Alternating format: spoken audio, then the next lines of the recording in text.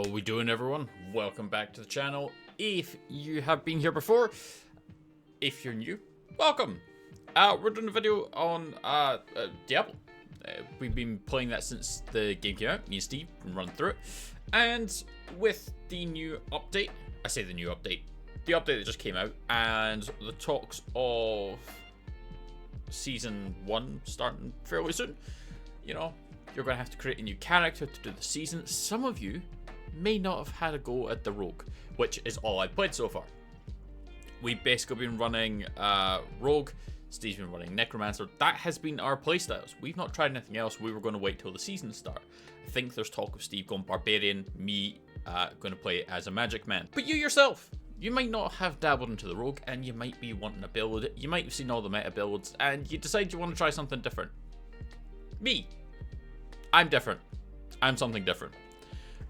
So we're gonna have a look at what I've been doing, and what I've been doing is poison archer. It's very big on the poison. It basically just hits like a giant train, but it has its downsides. So we're gonna go through the video. We're gonna talk about it. I'm gonna be completely honest about my build as we go through it. We're gonna talk about the actual skills that we use, the aspects. I'm going to touch on the gear a little bit, and I'm going to be honest, and I'm going to tell you what kind of sucks about it. So that if you decide that you want to give that a go, you know what you're working with. And then you can tailor it, you can adapt it, you can change some bits and pieces here and there and see if there's something that you think would be better. And if you find a better way to run it, I am not averse to some constructive criticism. So you can put some suggestions in the comments if you think there's a better way to run it. So let's jump into it. Alright, so here is our man Redford. As we said before, this is we're gonna touch on kind of the abilities first. That's an important thing. So your basic attack, you want forceful arrow. You don't need to put too many points into it. Just enough to kind of do it. But this is a really important one. It knocks back non-elites. But if they bump into people, they all fall down. And if they all fall down, it controls what you're dealing with, right?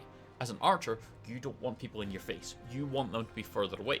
So, if they get too close, they get pushed back. That's not on the third cast, that's just in general. So, you're pushing them away, you're pushing them into other people. You can... Elites don't fall down. But if you punch one of their goons into them, they do fall down. So now you've not got something that's trying to just melt you going at you. It's fairly important, right? That's a good one. Controls it, keeps the distance from you. Moving on to your core skill. Rapid fire, right? There's a lot of them that use penetrate and shot. And honestly, I see why, right? I should preface all of this as well. You're running your specializations when you get to them. You're running combo points for my build. That's where the damage comes from. Penetrating shot, you get that 3 times. You're going to go through the enemy. You're going to deal 9,000 damage, almost 10,000 to anything that's in a straight line. Per enemy is going to go up by 1,000 points of damage if you've got it on that triple. Penetrating shot is doing 10,000 to any enemy in a line. Rapid fire is firing 5 arrows that are each doing 3,000. So that's 1,500 just on your basic. You get that up to the 3-point combo. That's 4,000, so call 4.5 by 8. So what that works out as is if you get a target, a single target, which is kind of where this build works with, is add clear as a bit iffier. But your single target, right? Line that up, you hit that rapid fire on the vulnerable. If you get the full volley into them, that's doing 35,000 damage. Just on the full volley. Because to get the 3 combo points, you made them vulnerable, you're obviously then going to do 20% more damage on the vulnerability. So if you're firing 35,000 worth of damage, 20% on top of that is about another 7,000. So you're looking at about 42,000. Moving on to your next ability, we're getting into agility skills. We run caltrops. Now, caltrops on day 1 were buffed. They obviously decided that it wasn't doing enough. So that got buffed. Then in the update that just happened, it got buffed again. Caltrops is really important. Caltrops, you throw them, and it makes you do a very fancy move backwards. So you do this nice little spring back, which again puts more distance between you and the enemy. Plus, if you take the right perk, which is this one here, it chills them. Makes them nice and chilly. But it's doing a little bit of damage. It's a very small amount of damage. But it slows them by 62%. Now, again, you're controlling the enemy getting to you. So you combine that with anyone getting too close, they get pushed back. If they're inside the thing, they're slowed down, they're not pushing you as quickly. They take increased damage for each second that they're in caltrops. It slows them and lasts for 6 seconds. Plus you take the next perk, which is it deals cold damage and chills the enemies. So again, it slows them down, it makes them chilly, which slows them further. You keep them in there, they get frozen. Now they can't move at you at all. All this while you're just firing into them. And frozen is really good for dealing with the spider hosts because they explode, the little ones don't come out. That's to me really good because that's creepy as fuck, let's be honest. But I digress. This is one of your main abilities. You're going to be using this a lot. Is your poison trap. Now as you can see, mine is actually on rank 9 because I've got a piece of gear that's upping it by 4. One piece of gear is doing that. I got a decent roll. So it's not reflective of what you probably get to. You can get up to 9 and it's doing almost 42,000 damage over 9 seconds. Pretty good. So, Blitz Trap, it goes boom, they get hurt. You can have 4 of them at once. Knockdown effect is really good. So you put that down, and again, if anyone then comes at you, they fall down.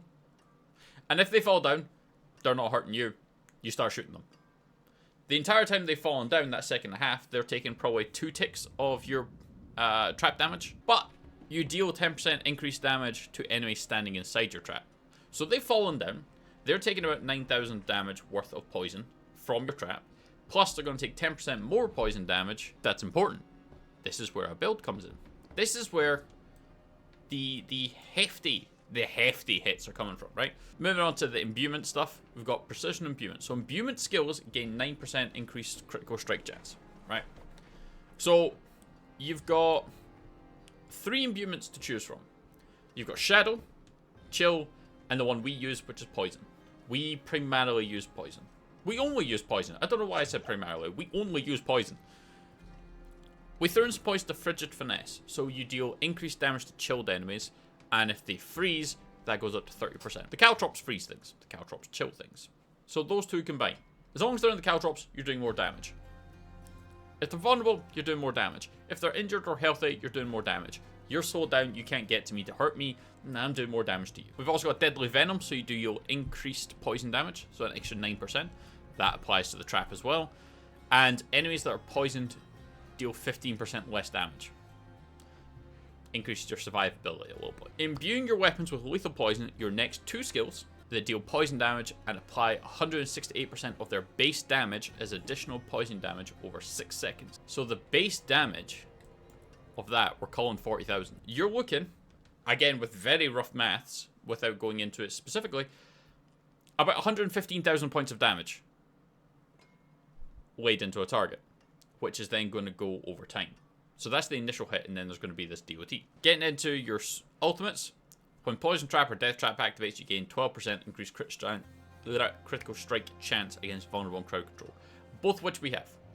Vulnerable is an important part, crowd control is when they fall down on that trap. But the ultimate that you're going to go for is Shadow Clone.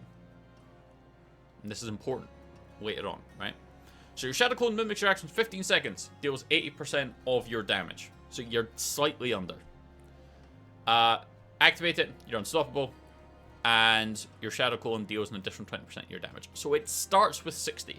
You take that last perk, it goes up to 80.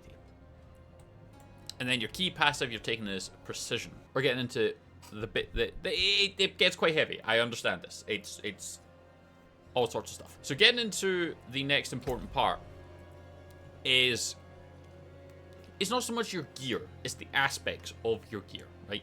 This is super important. We're going to cover here the aspects, and we're going to cover the uniques. The Penitent Greaves. I got a kind of crap roll. They lead behind a trail of frost that chills enemies.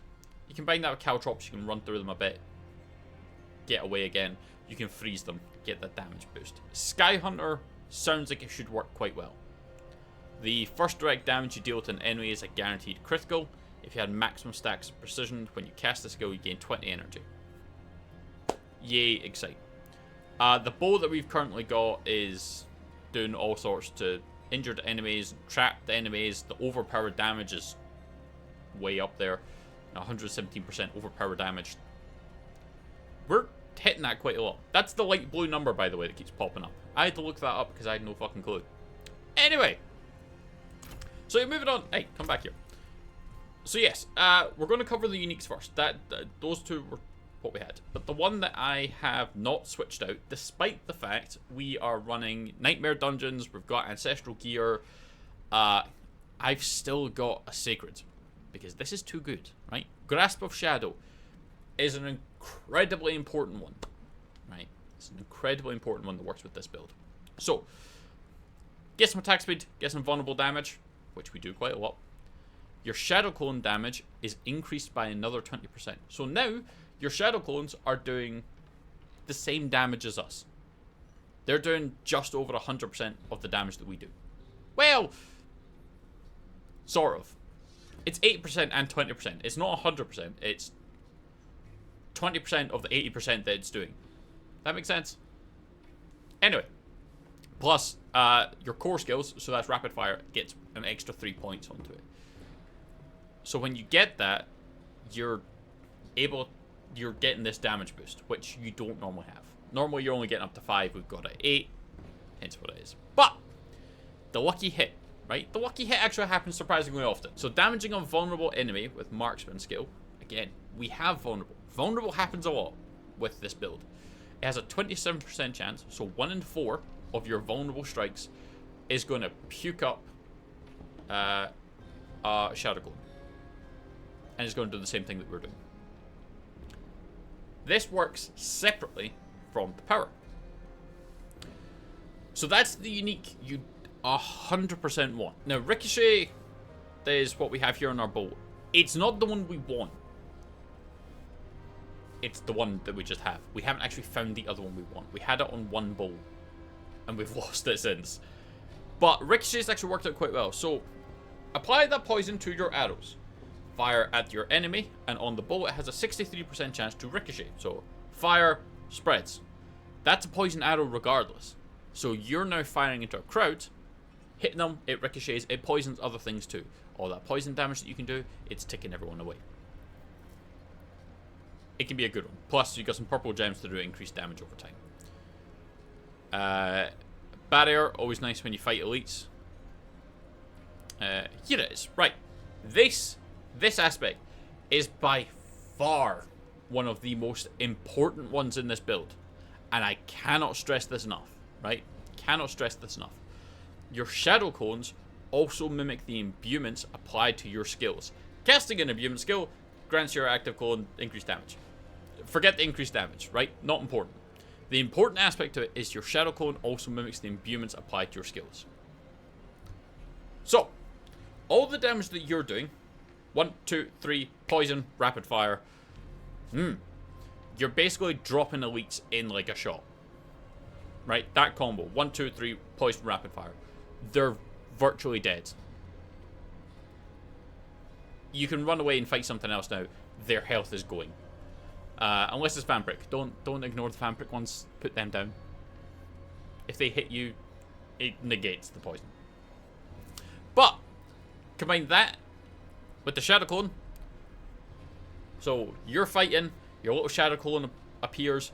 They're going to fire imbued arrows just like you are. Now, when you activate Shadow Clone, the actual move, they will fight with you. They will do everything that you do, just at slightly less damage. But, if you have this aspect on, the one that mimics your imbuements, they're doing all the stuff you're doing.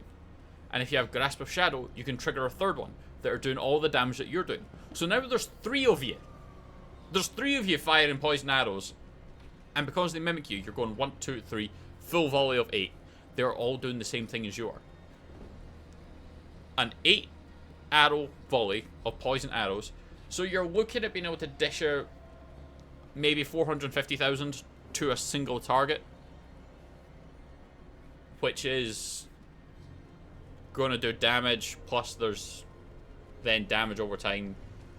You've got stuff you can buff with your poison damage. You've got damage over time on the bow. You've got increased damage to poison targets.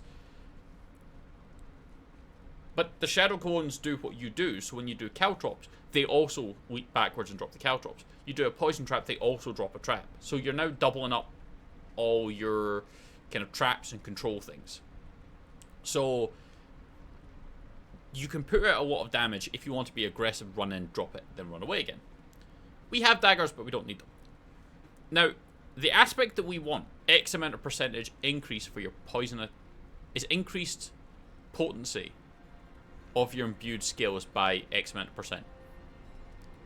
So, for us, it would be your poison damage is an increased potency against targets by however much it was. I think the one we had was like 67% or something. So that's some really important stuff, right? You've got this piece of gear, these aspects. They all tie together. So you're basically rocking up to a single target and just vaporizing them. That's it. That's what you're going for. You're just walking up, 1, 2, 3, boom. And it works really well. It works spectacularly well. You can combine that as well. So as I said, I've been playing the Rogue. Steve's been playing as the Necromancer. When you're firing the stuff, the Necromancer's got like some sort of pull technique. So quite often we can combine that Steve pulls them all into a group just as I fire. And if it's ads, you're just poisoning a bunch of them. So they're all taking this extra damage. So now they're all taking increased damage from you and doing less damage overall. So even if your damage output isn't there, just by poisoning them, you're reducing their damage output by 15%. That's quite nice.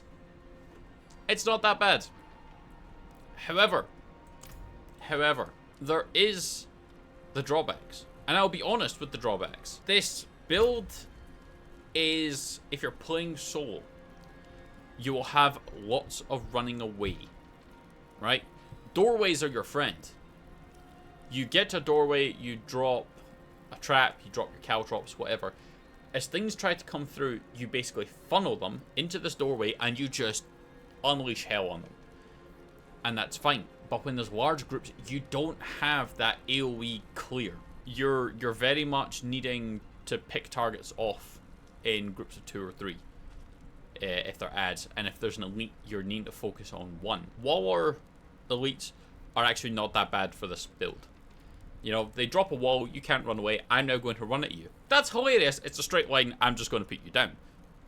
That's great. Teleporters, they're probably some of my least favorites. I want enemies away from me. And something that teleports to here is not good. Especially if they're big, scary, like werewolves or something. Yeah, they just pop up, they're in front of you. But your AoE clear, it's not good. It's a build that works with another person. So if you're playing with friends, this will work really well. You can just lay into people. It supports your teammates. It gives you fallback positions, but still putting out a decent amount of damage. And it's still holding up. You know, you've got your like end game, your mid game, your leveling stuff. I've run this build from the start. So it works for leveling and it works for mid. Because we're on level 70, can't comment on end game. It's held up so far. We've been doing nightmare dungeons that are well above what we should be doing because Steve's a bit higher. Steve loves this game, by the way. I enjoy it too, but Steve's been playing this game a lot. So he's higher up than we are. We're currently level 72. He's sat at about 78, 79. So we've been fighting like level 83 stuff, which is a bit beyond us. We can still hold our own in terms of damage. Don't get me wrong, they look at me the wrong way and I fall over. But the damage is there. And it can be refined. You've got your gear that you can add stuff to. So you can tailor this build how you want to. But the core components are that.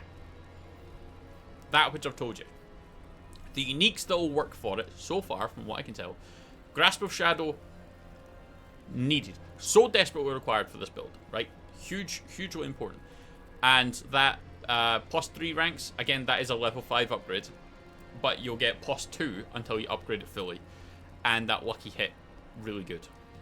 Combine that with the imbuement, you can go into a fight and you can have 3 versions of yourself. You've got these 2 attacks when you've got these clones, so you're slamming up like 450. You get 2 attacks out of that. You're looking at about 900,000 to 1 million per poison wave that you can put out. And the cooldown on your poison imbuement is 12 seconds. Plus, there's an aspect somewhere. Do I have it? Yeah, this one. Critical strikes with poison imbued skills have up to a 10% chance to create a toxic pool that deals another 3,000 poison damage, which is then improved by skills, over 3 seconds. While standing in the pool, your poison imbuement has no cooldown and no charge limit. So you can create this toxic pool, go stand in it, and just go to town. We don't have that one on right now. So it's got good damage. It's reducing the damage that you're going up against. Plus, as people come at you, traps, caltrops can control what you're dealing with. Plus, it'll push people away. Drawbacks: it's not very good AoE. If you can put distance between you and the enemy, control what it is. If your teammate gets downed, they'll need to wait a second, but you'll get them up and you'll survive. But if you, for example, the nightmare dungeons that create the hordes, they get spat onto you. You're in trouble. You need to get out of there. So you need to dodge, drop a trap, you need to use your caltrop, you need to do everything to get away from that. Because in your face is not where you're designed to be. You need to get some distance between you. But it is a really fun build. It works really well. I've not had too much issues playing this. I've died mostly to environmental stuff because I've not been looking. So you might be better than I am and can look at your feet rather than where you're shooting. But yeah, so that's kind of the build. That's what we're going for. So you should try it. Go. Do it. Make it. Season's coming up. What you got to lose? You can go play with all the twisty blades and throw shit at people. Do all that if you want. That's what everyone else is doing. If you want to try something just a little bit different, have a crack at this. See what you think. Make it better. You will be able to make it better. I am not a hardcore player of this game. We're playing it a lot on stream. On here, by the way. On YouTube. Join. Come. But we're not... we're not a hardcore player that's played like Diablo 3 a huge amount, in Diablo 4, and know exactly what we're doing, to all the mechanics and this stat and that stat and how to build it. You will be able to make this build better. This is a very rough build. This is a very early build of someone who doesn't really know what they're doing, and it works for me. So if you make it better, leave a comment. Let me know how you make it better. Let's see what things you've got. Let's see what gear, aspects. See if there's things that I'm missing that would turn this into just a god tier thing. I tried penetrating shot. It didn't work as well. Rapid fire worked better for me. You can probably throw in some of your shadow steps and dashes and things like that because you do have the 2 daggers on you. It just ain't doing anything. They're just there to look pretty just now. So you can probably throw in some other spells, see what works. But give it a go, see what you think, and feel free to let me know. Until then, I appreciate you joining me. As I said, come join us on the stream. Alright, cool. We'll see you next time.